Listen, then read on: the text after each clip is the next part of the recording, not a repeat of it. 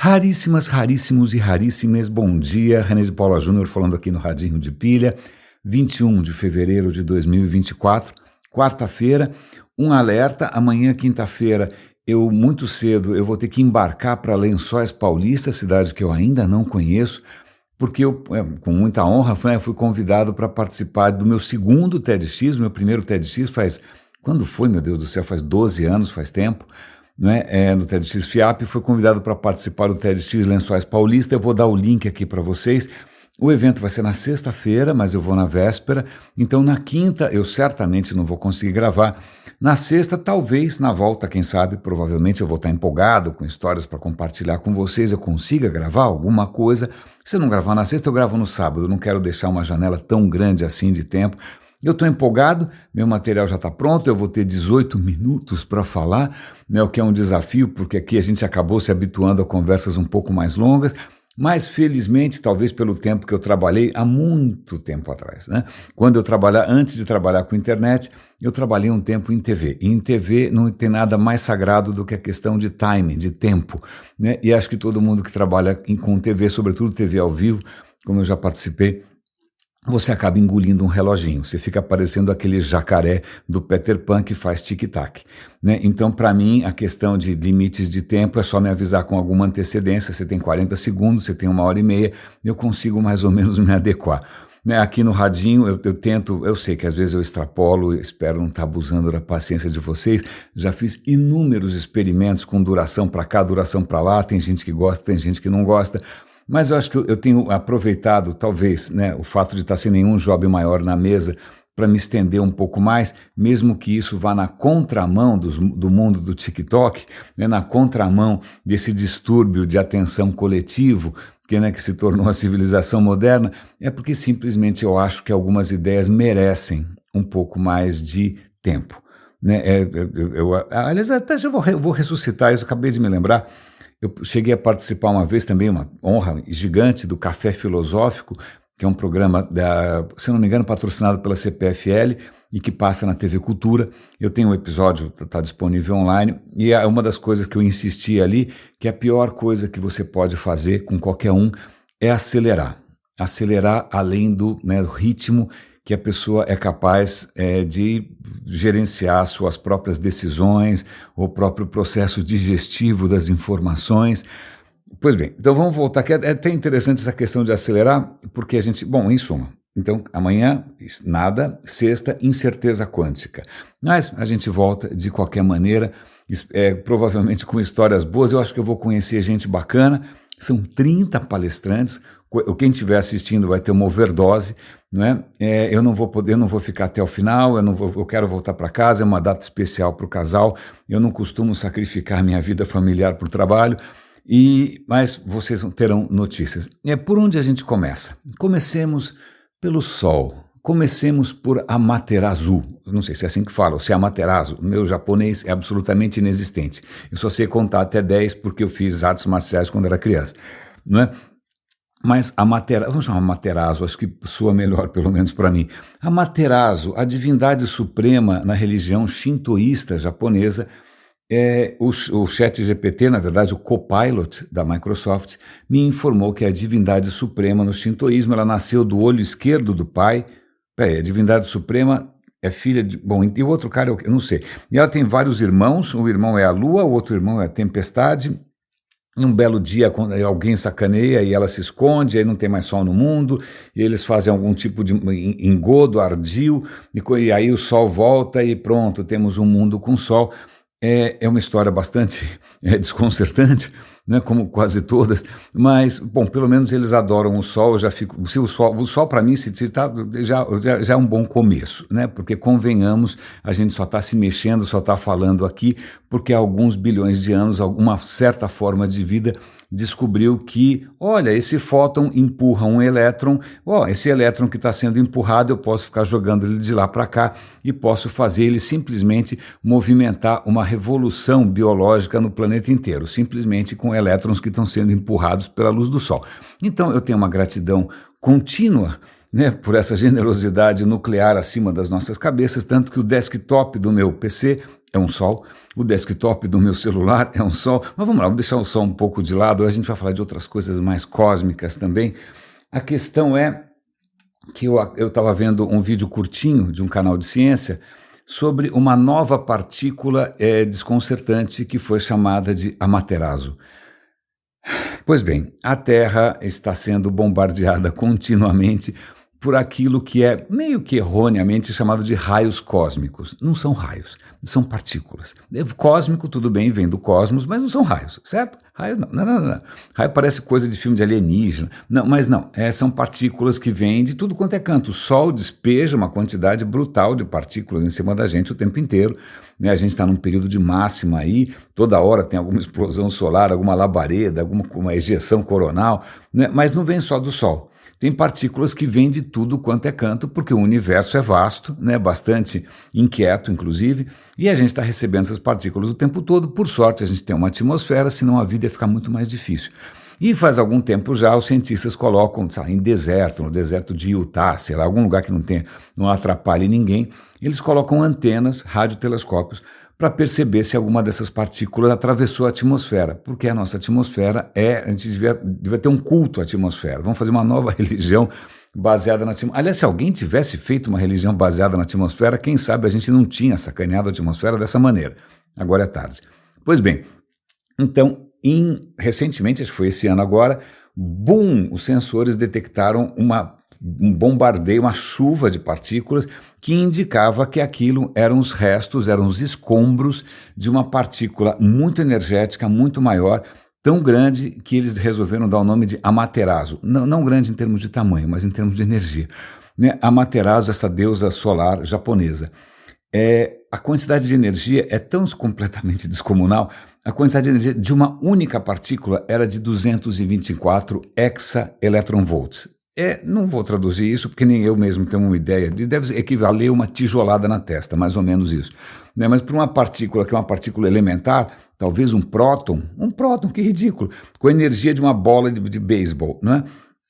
Pois bem, essa partícula é impressionante, né? Vale lembrar que quando a gente tenta acelerar partículas aqui, a gente consegue energia milhões de vezes mais baixa.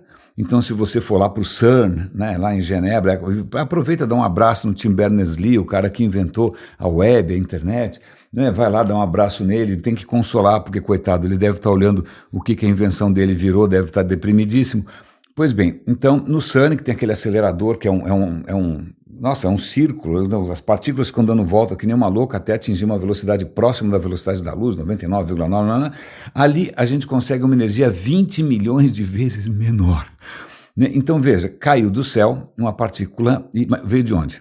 Então, essa é a dúvida. Ninguém consegue identificar de onde veio. Eles olham lá para a provável direção e não tem nenhum evento acontecendo que justifique. Então, tem várias hipóteses. De repente, ela desviou, ela é uma partícula muito antiga, ou então, de repente, isso indica alguma nova lei da física, quem sabe? Puxa, que bacana.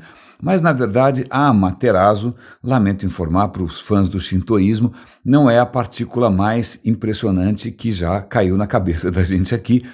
Em 91, acho que ali no Utah também, eles detectaram uma partícula tão absolutamente inexplicável que até hoje ela é conhecida pelo nome de Oh My God Particle. Oh my God, né? Oh meu Deus do céu, de onde veio isso?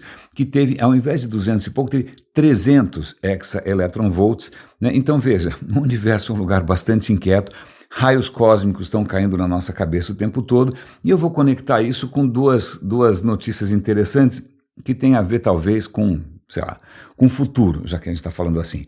De tempos, a indústria da tecnologia, ela se alimenta de hypes artificiais. Isso por si só dava um episódio inteiro, uma palestra inteira. Então, sempre que a indústria descobre algum tipo de hype ou de algum assunto que chama muito a atenção, né, mesmo que seja meio exagerado, mesmo que seja uma promessa ainda distante, né, ela capitaliza em cima disso porque é nessa hora que ela ganha dinheiro. Então, quando surgiu o hype com blockchain, todas as empresas começaram a vender blockchain. Serviu para alguma coisa? Não. Mesma coisa com Second Life, realidade aumentada, metaverso nem se fala. Então, a indústria vive disso. né? Palestrantes vivem disso, né? De ficar falando dessas coisas, de um futuro que está prestes a acontecer.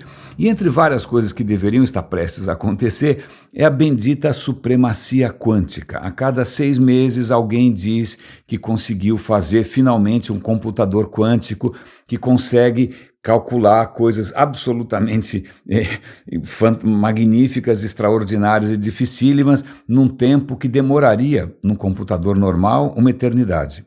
Só que aí, 1 mês depois, isso normalmente é desmentido. Aliás, esse vídeo que eu vou comentar com vocês, adivinha de quem? Da minha alemã preferida atualmente, que é a Sabine Rosenfelder. Eu já tinha esquecido essa história, mas há algum tempo o Google tinha anunciado que eles finalmente tinham conseguido atingir a supremacia quântica, porque eles tinham conseguido fazer um computador quântico com 50 e poucos qubits. Qubits é a unidade de processamento, né, desses caras. Aliás, computador quântico não é tudo igual, cada um usa um princípio quântico diferente, estão todos tentando explorar essa estranheza do mundo quântico, mas por caminhos diferentes, né? E logo a gente vai chegar no que esses caminhos têm de comum. Mas o Google disse que ele teria conseguido realizar um cálculo, em sei lá quanto tempo, né, no computador quântico, um cálculo que normalmente demoraria 10.000 anos, certo? Uau, se você consegue fazer, né, sei lá, um tempo razoável, alguma coisa que demoraria 10.000 anos, então você está na dianteira, os acionistas agora estão felicíssimos, o preço das suas ações, da sua avaliação, da sua valuation, deve crescer exponencialmente, exceto pelo fato que os chineses com um computador convencional conseguiram fazer esses 10.000 anos em 5 minutos. Então, convenhamos que a alegação do Google não era tão espetacular assim. Então, essa corrida pela supremacia quântica, que rende palestras, vai ser o fim do mundo, eu mesmo já falei aqui, né? Quando tiver computação quântica, todas as senhas vão desaparecer, né? O sistema financeiro vai entrar em parafuso, né? A criptografia vai subir no telhado.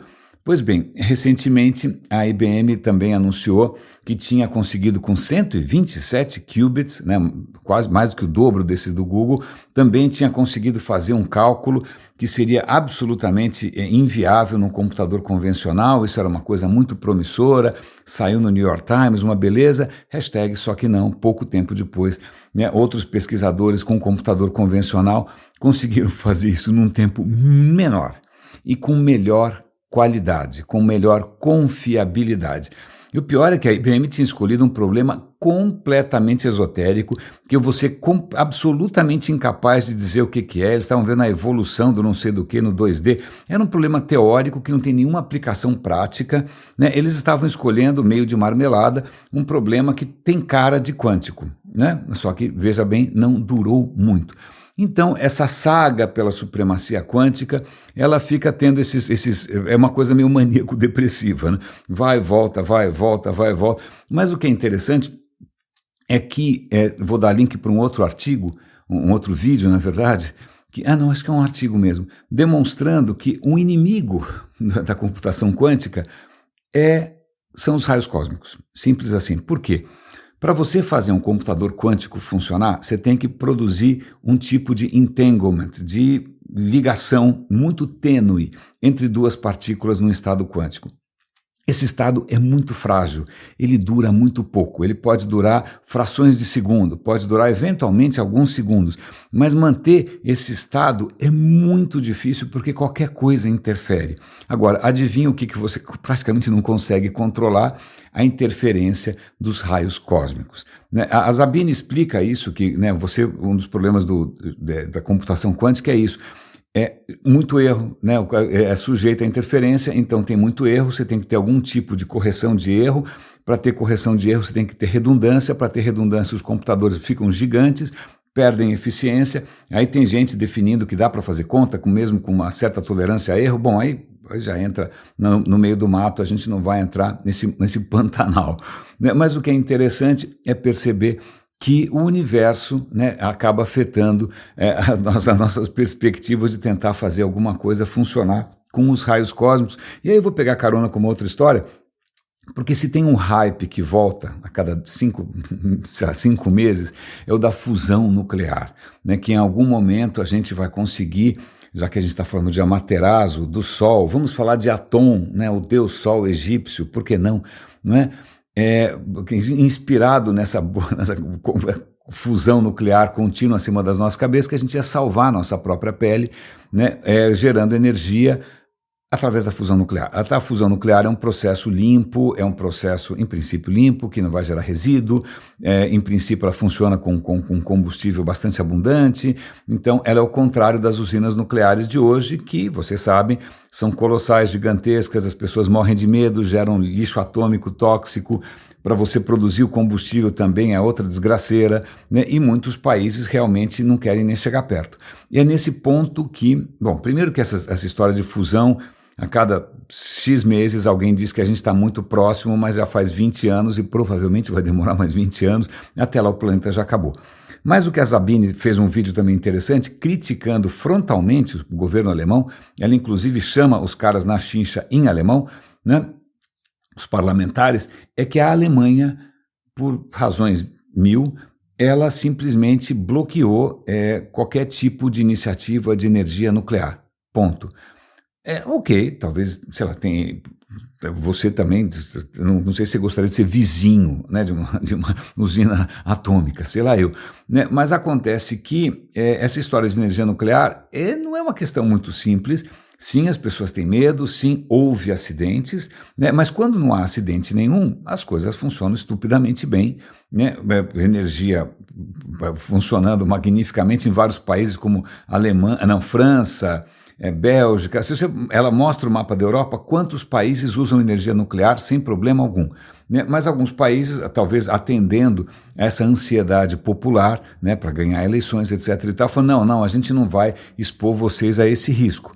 Não é? Então a Alemanha parou de investir em usinas nucleares, mas o que a Sabine está falando é que, olha, veja, não é a melhor solução do planeta Terra, ainda não é fusão nuclear, ainda é fissão nuclear, a gente ainda precisa de um combustível que você tem que tirar do solo, que, né, depois vai ter que... Bom, em suma, ainda continua sendo um negócio complicado, mas é melhor do que a gente queimar carbono, é melhor do que a gente queimar óleo, é melhor do que a gente queimar carvão, porque as outras fontes de energia também tem risco, certo? Então, mas aí ela vai comentar de uma coisa que me empolgou, primeira vez que eu vi, que era uma outra abordagem para a energia nuclear, que ao invés de construir esses reatores colossais, né, Chernobyl, Fukushima, 3 Mile Island, Angra dos Reis, né, esses projetos que não acabam nunca e custam bilhões, por que não criar reatores menores que sejam portáteis não que você botar na mochila, né? Mas você bota num container, você bota num navio, você bota num caminhão e leva de lá para cá, uma usina pequena,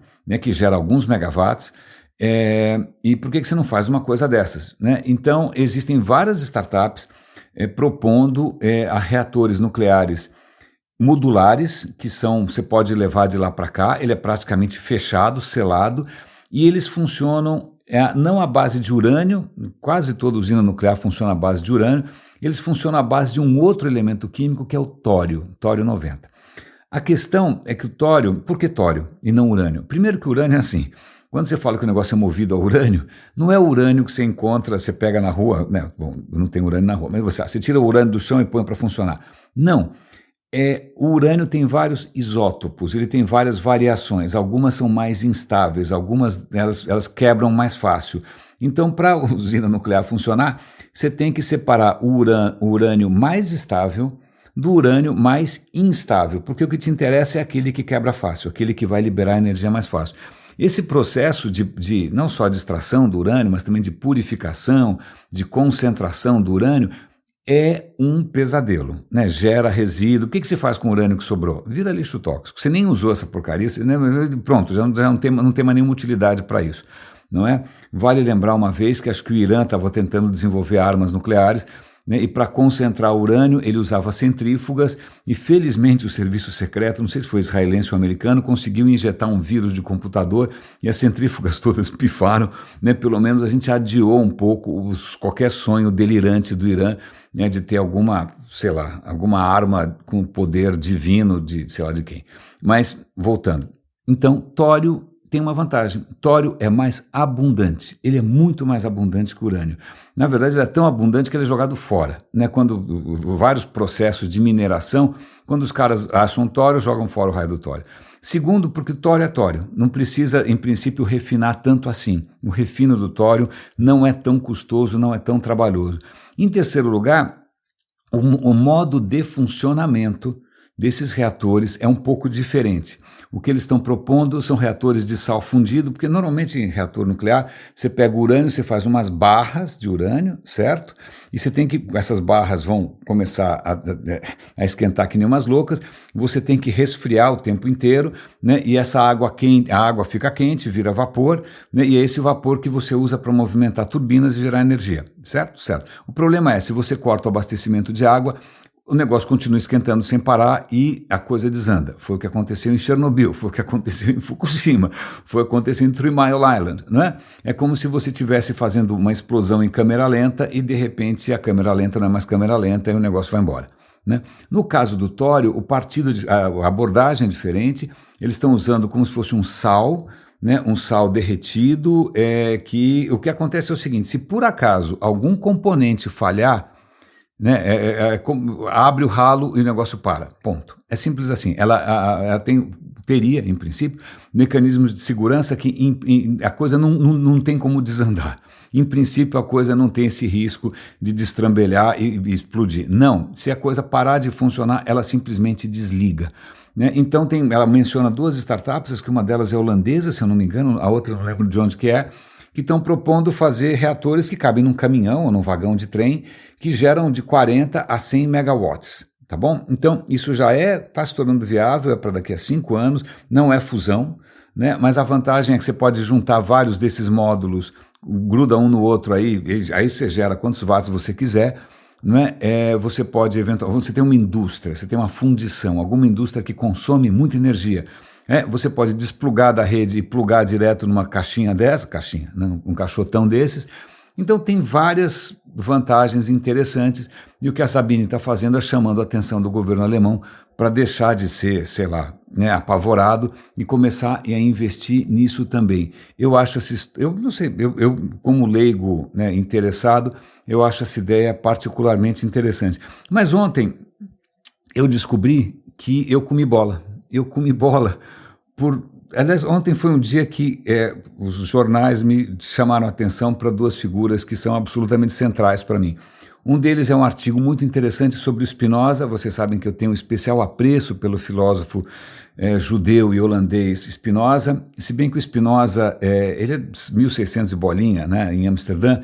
O que eu sei da história é o seguinte: vocês sabem, Portugal e Espanha, num certo momento, expulsam lá os mouros, né, os muçulmanos, e começa uma perseguição religiosa danada e acabam expulsando os judeus, o que é um horror. Na Espanha expulsa os judeus, Portugal, né, também acaba, bom, em suma, ou você se converte ou você sai daqui, não é um horror. E o que acontece é que é por isso que de repente você tem judeus que vêm para Recife, judeus que vão para Nova York, judeus que vão para tudo quanto é canto, que vão para o Caribe, os caras estão fugindo da perseguição católica, não é? E o que acontece é que a família do Spinoza, se eu não me engano, são judeus de origem portuguesa, e eles vão para Amsterdã, porque Amsterdã era uma cidade bastante tolerante, né? Uma cidade em que você tinha liberdade de culto, já tinha calvinismo, isso foi depois da reforma, a Holanda já era predominantemente calvinista, mas em princípio tudo bem, não tinha perseguição nenhuma, braços abertos, né? O que talvez explique por que a Holanda foi mais para frente do que o resto, mas deixa para lá. Mas voltando, o Spinoza, que é um filósofo que eu simplesmente venero, não só pela grande percepção, mas que uma das questões mais interessantes de Spinoza é que, aliás, eu tentei começar a ler um dos livros do Spinoza, mas é tão rigoroso e é tão implacável e é tão convincente que uma hora eu parei, eu falei, olha, se tiver algum engodo aqui eu não sou capaz de detectar, porque realmente é um raciocínio implacável, né? E aí ele chega à profunda conclusão de que só existe esse mundo, não existe outro mundo, não existe Amaterasu, sei lá, Thor, Odin, não existe nada além desse mundo, né? Mas esse mundo, ele tem uma potência infinita, uma potência criadora infinita, né? Que a natureza é essa potência, nós somos modos de expressão dessa potência que fica se diversificando o tempo todo. Então, se existe alguma coisa original, alguma coisa infinita, não é, sei lá, um velho barrigudo que, sei lá, em algum lugar que não trabalha de sábado e domingo. Não, o que ele vai chamar de infinito e de divino é a natureza em si. Não preciso dizer que em 1600 essa não era uma ideia muito convencional, digamos, né? Tanto é que ele é expulso da comunidade judaica. Muita gente fala que ele sofreu uma excomunhão, mas eu não sei se excomunhão pressupõe comunhão. Comunhão, se eu não me engano, é uma invenção bastante exótica do catolicismo, que envolve sangue, carne, uma coisa meio estranha, né? Mas não tem isso no judaísmo que eu saiba. Mas ele é banido da comunidade judaica. Na verdade, é uma época de gente sendo perseguida por questões religiosas, porque começam a surgir radicais do calvinismo, radicais de lá e de cá, né? O próprio Spinoza, ele sofre um atentado à faca, né? Por sorte ele sobrevive, mas ele continua usando aquele casaco com o corte da faca para nunca se esquecer que ele está pisando num território difícil. Então Spinoza, com 23 anos, é expulso da sua própria comunidade, e ele tem muita dificuldade, inclusive, em publicar seus próprios livros, né, com o próprio nome. Não dá, porque realmente as ideias dele eram muito revolucionárias. Mas eu estou lembrando dessa história toda do Spinoza porque ele tem uma ética. Ele tem livros sobre como você proceder nesse mundo. E é um cara que acredita na razão. Ele não vai acreditar em pensamento mágico.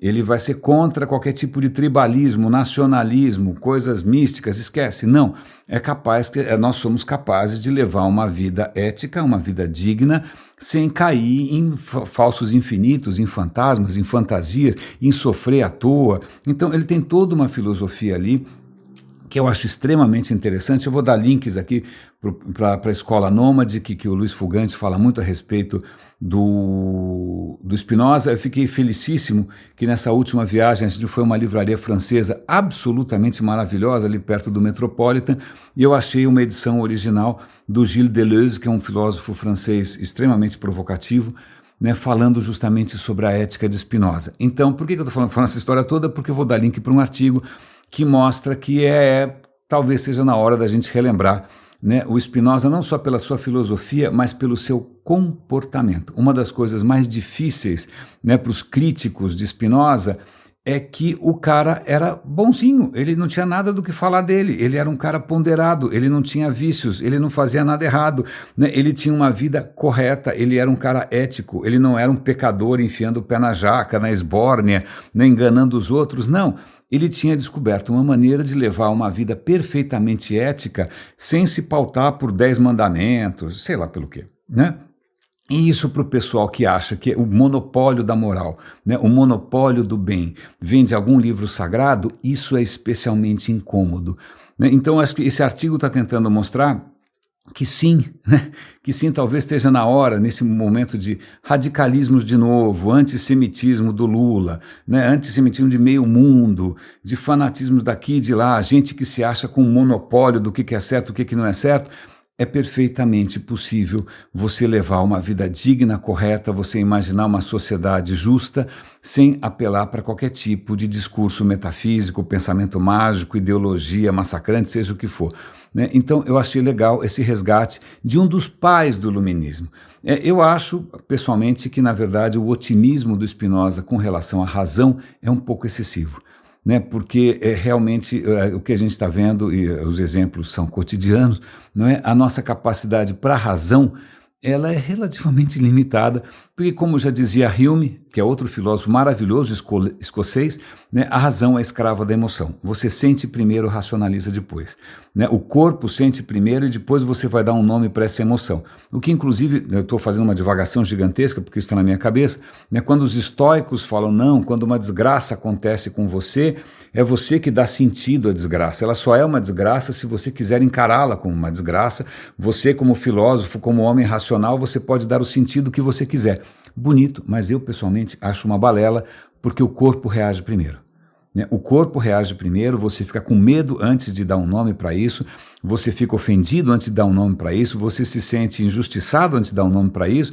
Quem sabe depois, se você fizer terapia, se você for um cara bastante ponderado e se você nasceu com reações biológicas um pouco menos explosivas, você consegue racionalizar. Mas, infelizmente, isso sou eu falando, baseado mil outras coisas também, a nossa capacidade de, em princípio, né, ter essa coisa altaneira e racional acima das emoções é bastante questionável. Bom, vou dar o link para esse negócio do Spinoza.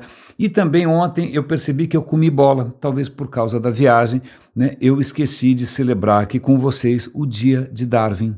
Né, a gente comemorou, né, eu deveria ter comemorado 12 de fevereiro, né, 125 anos de Darwin. Puxa vida, que coisa absolutamente extraordinária do lançamento da origem das espécies. É isso? Aliás, 125 anos a gente está comemorando o quê? É o aniversário dele, porque na verdade o dia da evolução é comemorado dia 24 de novembro, eu vou acrescentar isso ao calendário. Aliás, eu cheguei nesse resultado, nesse exato momento, usando a busca, aliás, veja só, como essa história de AI está se infiltrando em tudo, né? Eu fiz uma busca no Google por Anniversary Day, fiz uma pausa aqui na gravação, Darwin, como é que é? Darwin Day.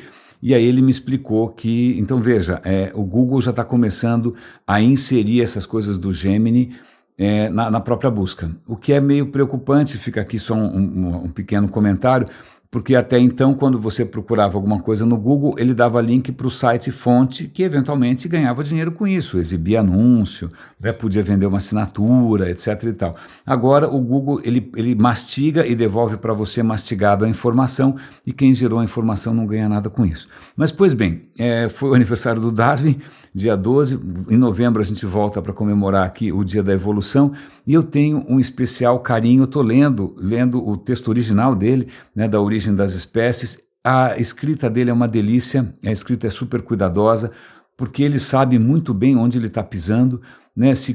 Veja só, aliás, vou dar o link, falando em ciência, tem um artigo muito bom da Scientific American sobre a Via Láctea, né, a Milky Way, a Via Láctea, a galáxia onde nós nos encontramos, ou nos perdemos também muitas vezes.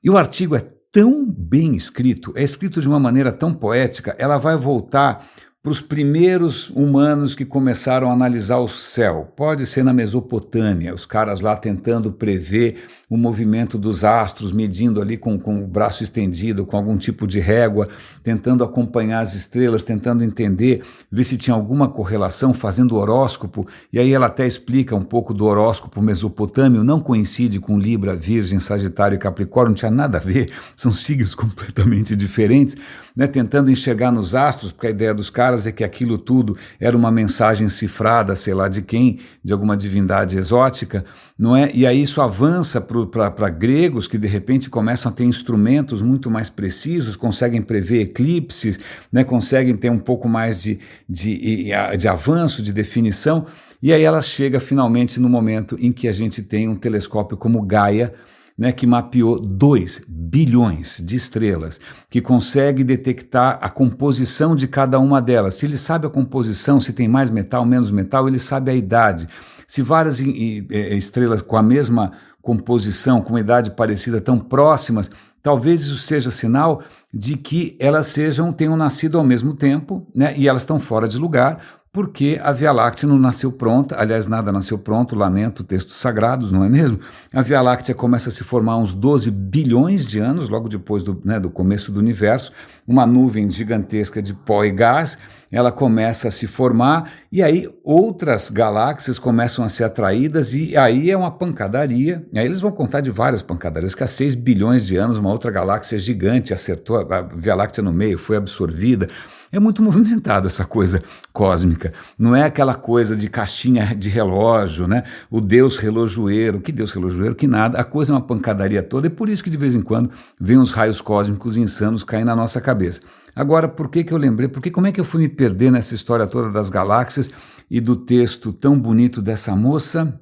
Já sei, porque eu estava elogiando aqui o cuidado do Darwin ao expor sua teoria, começando com coisas bastante prosaicas, né? Olha, você já viu gente que cria ovelha, gente que cria vários tipos de vaca, gente que cria pombo. Veja, a gente consegue orientar o rumo que a reprodução toma e a gente consegue criar espécies novas. Será que não foi isso que aconteceu? Né? Será que a diversidade do mundo não nasceu em em 5 dias de esforço de um cara só, né? E tá tudo pronto há 6 mil anos? Mas será que não é um processo mais lento, mais longo, espontâneo, e a gente não precisa desse cara, aposenta, deixa ele para lá, já que ele queria descansar mesmo, deixa ele sem fazer nada? Pois bem, o cara sabia que ele estava pisando num território minado, vai ver que ele não queria ser esfaqueado como Spinoza, né? Então ele foi muito cuidadoso, e isso se reflete no texto, porque é um texto que efetivamente inicia um novo capítulo, né? Você tem um mundo, mais ou menos como o mundo de Spinoza, um mundo que não precisa de nada de fora, é um mundo que se basta, é um mundo que se explica. E eu havia prometido ontem para vocês que eu comentaria sobre um livro que eu estou prestes a comprar. Eu ouvi uma entrevista, aliás, como é que chama o cara mesmo? Deixa eu achar aqui. Eu vi recentemente no podcast do Sean Carroll, achei, o podcast está aqui, o cara chama Christoph Adami. O título é Como a Informação dá sentido à biologia. Bom, o cara tem uma formação super variada, começa como físico, sai de exatas, vai para biológicas, é uma confusão, mas ele vai falar sobre algo que eu conheço muito pouco, que é a teoria da informação, que foi aí lançada pelo Shannon no século passado. Né? Ele mesmo falou, olha, minha formação era de físico, eu estava acostumado com integrais, derivadas, cálculo tensorial, né? Aí de repente vem uma nova linguagem matemática completamente diferente, não entendia nada, né? Eu achei que isso fosse desnecessário, falei, olha, mas a hora que você usa as ferramentas da teoria da informação, que o Renezinho aqui desconhece, né, para analisar alguns fenômenos, tudo fica mais claro. E aí ele coloca uma coisa muito interessante, que é uma definição de informação, que eu falei rapidamente ontem para vocês. Para ele, informação é tudo aquilo que te permite prever um pouquinho além do acaso. Porque se eu não sei nada sobre o que vai acontecer no dia, acordei de manhã, né, qual é a chance que vai chover? Não, se bem que isso não é tão impossível, porque eu sei em que estação do ano que eu sei que eu estou em São Paulo, sei se ontem choveu, mas vamos pensar uma coisa completamente aleatória. Né? Eu vou jogar uma moeda, eu não tenho a menor ideia de quanto vai ser, o que vai sair. Né? Então, se eu não sei nada, é acaso, tudo é 50%. Né? Se eu tenho qualquer tipo de fonte que vai me diminuir essa incerteza, isso é uma informação. Então, informação é aquilo que te permite prever as coisas além do acaso. Né? Ele fala, por exemplo, um livro escrito numa língua que você entende, ninguém entende, sei lá, uma língua desconhecida, uma língua alienígena, aquilo é informação. Ele fala, olha, são signos, mas como você não consegue fazer nada com isso, então não é informação. Né? Ele só passa a ser informação na hora e que aquilo serve para alguma coisa. Né? E isso não é só no mundo humano. Ele fala, por exemplo, um vírus. Pega o xarope do coronavírus. Né? O que acontece? O vírus é um pacote de informação que sabe justamente como explorar as fragilidades do corpo humano. Ele cai dentro do corpo humano, ele consegue localizar, ele sabe o que fazer e ele sabe o que vai acontecer. Quando você toma um medicamento, um antiviral, muda o contexto bioquímico do seu corpo. E, de repente, aquelas informações que o vírus tinha não servem para nada. Então, veja, o vírus, a informação depende do contexto. Então, sei lá, uma informação que você aprendeu há 20 anos atrás, de repente, ela já não vale mais. Né? Uma informação pregada por algum livro sagrado, escrito há, sei lá, 700, sei lá, quantos mil anos, o contexto mudou. Então, se o contexto muda, a informação também muda um pouco de valor. É legal essa história de ver a informação como a coisa preditiva. Né? Por exemplo, a astrologia que promete prever alguma coisa, não prevê nada.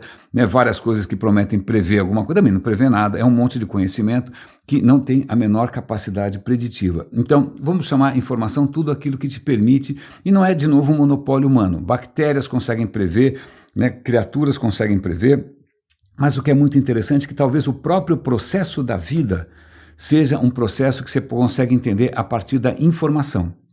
Porque o teu DNA tem informação que faz sentido dentro de um certo contexto de ambiente, histórico, evolutivo, etc. e tal. Né? O que a vida funciona, ela está sempre gerando variações dessa informação. Né? Algumas dessas informações podem ser mais úteis, menos úteis, porque o contexto fica mudando sem parar. Como o contexto muda sem parar, as informações vão perder o valor. Então, a vida veio até aqui sozinha, né, porque ela descobriu como ficar variando as próprias informações, meio que aleatoriamente, para nunca ficar para trás com relação àquilo que acontece. Né? Eu achei essa abordagem interessante, estou criando coragem para comprar o livro do cara, custa uma puta grana, não sei porquê, né? Mas eu achei a abordagem interessante, mas o que fica aqui, eu acho que para mim, desse episódio, acho que são duas coisas. Primeiro, óbvio, o meu entusiasmo com a oportunidade de falar para uma audiência nova, né, para uma audiência que está aí tentando pensar como produzir um futuro melhor para a sua própria cidade. Eu sou uma pessoa que acredita em cidades, A noção de países e a noção de nações eu acho esquisita, eu acho muita forçação de barra, né? Aliás, a gente pode falar amanhã, depois eu ouvi alguns episódios maravilhosos sobre a história de Roma e Cartago, mas isso fica para um outro dia, né? Mas eu acredito em cidades e é legal ver gente sentando para conversar num evento presencial, né? Chamando gente de fora, né? Para ver que novas informações podem ajudar num contexto que notoriamente está mudando sem parar. Raríssimas, raríssimos e raríssimos. De novo, eu ainda estou esperando as minhas espumas acústicas, os meus painéis de isolamento. A gente ainda continua sujeito a uma certa reverberação nesse quarto, apesar dos meus truques aqui. Que bom que vocês não estão vendo os bastidores. Obrigado pela paciência, obrigado pela compreensão, obrigado pelo apoio dos 15 super raríssimos. Qualquer dia eu vou ler aqui o nome de cada um para agradecer pessoalmente por essa dedicação. Um grande abraço e até amanhã. Não, até, talvez sexta. Abraço.